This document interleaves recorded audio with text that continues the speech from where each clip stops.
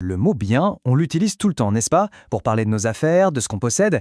Mais en économie, là c'est une autre histoire. Ce terme a une signification bien plus précise. Alors, qu'est-ce qui transforme un simple objet en bien économique? C'est justement ce qu'on va décortiquer ensemble aujourd'hui.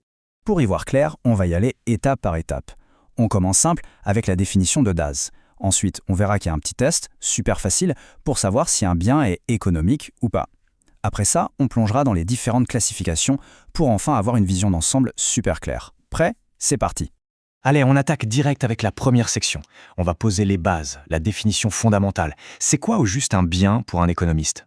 En fait, la définition est assez simple. Un bien, c'est n'importe quoi qui peut être possédé. Que ce soit un truc physique, comme un téléphone, ou un service, comme une coupe de cheveux, l'idée centrale, c'est ça. Il y a un droit de propriété dessus. Quelqu'un peut dire « c'est à moi ». Ok, donc tout ce qu'on peut posséder est un bien. Facile.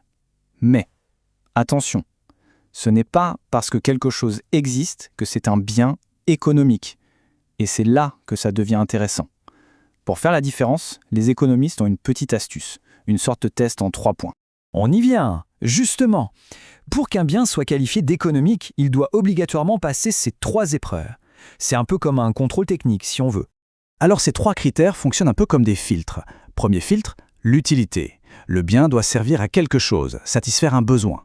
Et d'ailleurs, cette utilité peut changer avec le temps. Pensez au pétrole. Il y a 200 ans, c'était juste une substance noire et poisseuse, quasi inutile. Aujourd'hui, pas besoin de faire un dessin. Deuxième filtre, la disponibilité. Il faut pouvoir se le procurer. Logique. Et enfin, le troisième filtre, et c'est le plus important, la rareté. Il doit exister en quantité limitée. Prenez l'air qu'on respire. C'est super utile, c'est disponible, mais ce n'est pas rare. Du coup, ce n'est pas un bien économique. C'est cette rareté qui lui donne sa valeur. Voilà, maintenant on sait comment repérer un bien économique. L'étape suivante, c'est de les ranger dans des boîtes, de les classer. Et ça, c'est absolument crucial pour comprendre comment ils interagissent dans le grand puzzle de l'économie.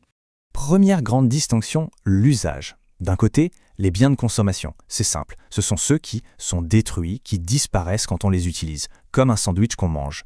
De l'autre côté, les biens de production. Eux, ils servent à fabriquer d'autres choses. Le four du boulanger, voilà un bien de production parfait.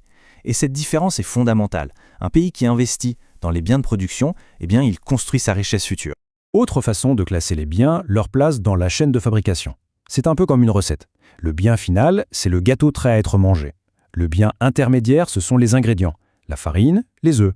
Ils sont transformés pour arriver au produit final. Et pourquoi c'est si important? Par exemple, pour calculer la richesse d'un pays, sans compter la même chose 2 fois. On ne compte que la valeur du bien final. Allez, on continue d'affiner notre analyse. On va voir d'autres manières de classer les biens qui sont tout aussi révélatrices. On peut aussi trier les biens en se demandant qui les utilise. Il y a le bien privé, le plus évident, un livre, un vêtement. L'usage est individuel. Et puis il y a le bien collectif. Pensez à une route, à l'éclairage public. Tout le monde peut en profiter. Leur gestion est donc souvent, logiquement, une affaire publique. La distinction suivante est sans doute la plus facile à comprendre. D'un côté, il y a ce qu'on peut toucher, les biens matériels. Et de l'autre, ce qui est de l'ordre de l'expérience, les biens immatériels. On les appelle plus couramment des services, une consultation chez le médecin par exemple. Et on termine avec une dernière classification très importante, la durée de vie du bien. D'un côté, les biens durables, comme une voiture ou un frigo, ils s'usent tout doucement, sur le long terme, et à l'opposé, les biens non durables. Eux, c'est un seul usage et c'est fini. Une allumette qu'on craque, un yaourt qu'on mange, l'affaire est réglée. Bon, on a vu pas mal de catégories, ça peut paraître un peu abstrait. Mais en réalité, il faut voir ça comme une boîte à outils. Chaque classification est un outil qui nous aide à démonter et à comprendre la mécanique de notre économie. Donc, si on résume, on peut classer un bien selon son usage, consommation ou production, selon sa place dans la chaîne, finale ou intermédiaire, selon l'accès, privé ou collectif, selon sa nature, matérielle ou immatérielle, et enfin, selon sa durée de vie, durable ou non durable. Chaque bien peut être analysé avec toutes ces grilles de lecture. Et tout ça, finalement, nous amène à une question beaucoup plus fondamentale. Est-ce que tous ces biens ont la même importance? Est-ce qu'un service a la même valeur pour une économie qu'un bien de production durable? Est-ce que la clé d'une économie solide, c'est de trouver le bon équilibre entre ce qu'on consomme tout de suite et ce qui sert à produire pour demain? C'est en se posant ces questions qu'on commence vraiment à décoder le monde qui nous entoure.